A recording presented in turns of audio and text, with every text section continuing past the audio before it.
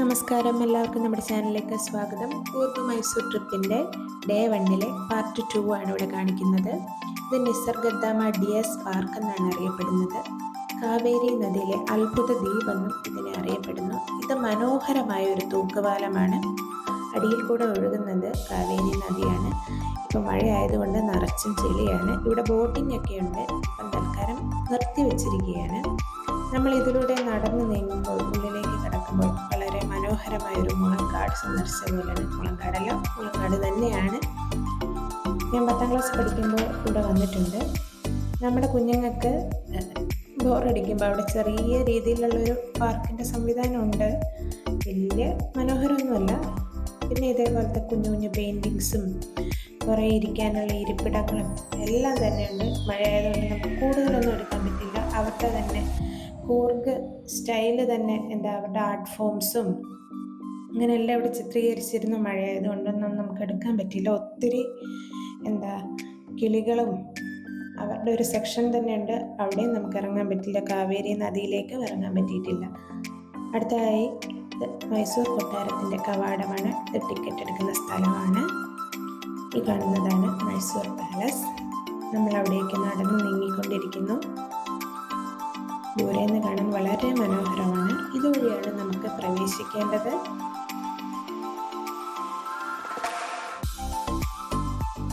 മനോഹരമായ പൂന്തോട്ടമൊക്കെ ഉണ്ട്, പക്ഷെ അധികമൊന്നുമില്ല. എന്നാലും നമ്മൾ കണ്ടതൊക്കെ വീഡിയോയിൽ പകർത്തിയിട്ടുണ്ട്. ഇവിടെയാണ് ചെരുപ്പൊക്കെ സൂക്ഷിക്കുന്ന സ്ഥലം. അവിടെ ചെറിയൊരു അമ്പലവും ഉണ്ട്. ഇതാണ് പാലസ് എൻട്രി.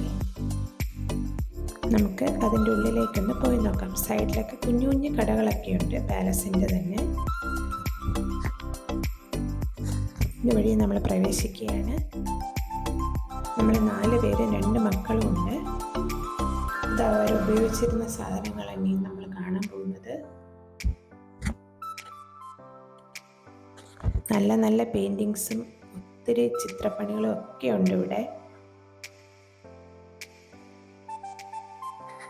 ഇതുവഴി നടന്ന് നേരെ നമ്മൾ കാണുന്നത് അവരുടെ നടുമുറ്റമാണ്. വളരെ മനോഹരമാണ് കാണാൻ. ഇതെല്ലാം രാജാ രവിവർമ്മയുടെ പെയിൻറ്റിങ്സ് ആണ് സൈഡിലൊക്കെ കൊടുത്തിരിക്കുന്നത്. ഇവിടെ നമുക്ക് കാണാൻ സാധിക്കുന്ന മനോഹരമായൊരു ഹാളാണ്. ഇവിടെ വെച്ചാണ് അവരുടെ മൈസൂർ രാജവംശത്തിൻ്റെയൊക്കെ പാർട്ടി കല്യാണങ്ങൾ ഒക്കെ നടന്നിരുന്നതെന്നാണ് ഇവർ പറയപ്പെടുന്നത്. അടുത്തതായി നമ്മൾ ഉള്ളിലേക്ക് കയറുന്നത് നിറച്ച് പെയിൻറ്റിങ്സ് ഉള്ള, അല്ലെങ്കിൽ പണ്ടത്തെ ആൾക്കാരുടെ, ഭരിച്ചിരുന്ന ആൾക്കാരുടെയൊക്കെ ഫോട്ടോസും കാര്യങ്ങളും ഒക്കെയാണ്. അധികമൊന്നും എടുക്കാൻ പറ്റില്ല, നല്ല തിരക്കാണ്. അതുകൊണ്ട് കിട്ടിയത് പകർത്തി എന്ന് മാത്രം. സ്പീഡിലാണ് ഇത് പോകുന്നത്. കാരണം ആൾക്കാർ പിറകെ വരുന്നുണ്ട്. നമുക്ക് അധികം ഒന്നും എടുക്കാൻ സാധിച്ചിട്ടില്ല.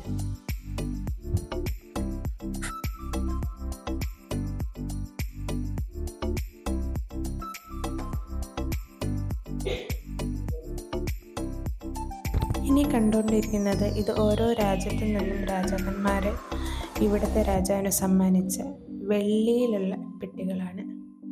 ഇത് പണ്ട് കാലത്ത് ഉപയോഗിച്ചിരുന്ന ലിഫ്റ്റാണ്. പണ്ടും ലിഫ്റ്റ് ഉണ്ടായിരുന്നെന്ന് ഇത് കാണുമ്പോൾ മനസ്സിലാക്കാം. അവിടുത്തെ സ്റ്റെയർ കേസാണിത്. ഇത് അവരുടെ രാജാക്കന്മാരുടെ ഇരിപ്പിടങ്ങളാണ് അവർ ഉപയോഗിച്ചിരുന്നത്.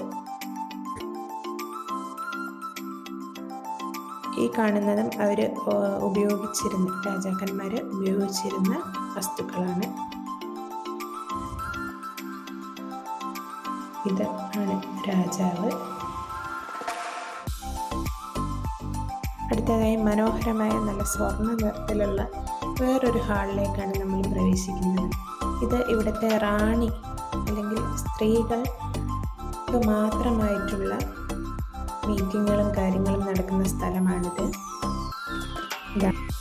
ഇത് മനോഹരമായ മറ്റൊരു ഹാളാണ്. ഒത്തിരി ലൈറ്റും ഒത്തിരി ചിത്രപ്പണികളും ഇവിടെ ഉണ്ട്. ദൂരെ നിന്ന് കാണാനും കളർ കൊണ്ടും ഒക്കെ വളരെ മനോഹരമാണ്. ഇത് മറ്റൊരു സ്ഥലമാണ്. അതായത് രാജാവ് പ്രജകളോട് സംസാരിച്ചിരുന്നതും സംബന്ധിച്ചിരുന്നതും ഒക്കെ ഇവിടെ നിന്നാണ്. ഇവിടെ മനോഹരമായ ചിത്രപ്പണികളുണ്ട്. ഒത്തിരി കുഞ്ഞു കുഞ്ഞു ലൈറ്റ്സ് ഉണ്ട്. ഈ കാണുന്നത് കൊട്ടാരത്തിൻ്റെ പുറം ഭാഗമാണ്. ഇതിന് ചുറ്റും വളരെ മനോഹരമായ ലൈറ്റുകൾ. വൈകുന്നേരങ്ങളിൽ ഇത് കത്തുന്നതാണ്. ഒരു 7-7:30 സമയത്ത് ഇവിടെ ഒരു നൈറ്റ് ഷോ ഉണ്ട്.